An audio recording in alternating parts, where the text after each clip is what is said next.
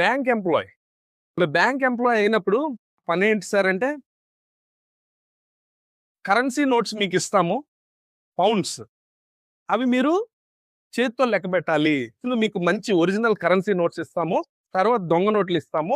రెండాటికి మీకు డిఫరెన్స్ తెలుస్తుంది. ఎవడైనా వచ్చి ఆ పౌండ్స్ సబ్మిట్ చేస్తే మీకు తెలిసిపోతుంది అని అంటాడు. సరే, ఫస్ట్ డే జాయిన్ అయింది. ఆ నెలంతా ఒరిజినల్ నోట్సే కౌంట్ చేసిందంటే, ఒరిజినల్ 2 నెలలు అయిపోయింది. ఒరిజినల్ కరెన్సీ పౌండ్సే ఇస్తున్నారు కౌంట్. సరే ఏంటి సార్ 2-3 నెలలు అయ్యింది జాయిన్ అయిపోయి, నాకు ఒక్కసారి కూడా దొంగ నోట్లు చూపించలేదు, మీరు ఒరిజినల్ నోట్సే చూపిస్తున్నారు అని అన్నదంట మేనేజర్. మీకు దొంగ నోట్లు చూపించిన అవసరం లేదమ్మా. If you are well trained with the original notes, you can simply identify a duplicate. నువ్వు ఎప్పుడైతే ఒరిజినాలిటీతో బాగా నీ చేతులు అలవాటు చూసి చూసి చూసి నీకు అలవాటు పడ్డాయో, నేను దొంగ నోట్లు ఇవ్వవసరం లేదు.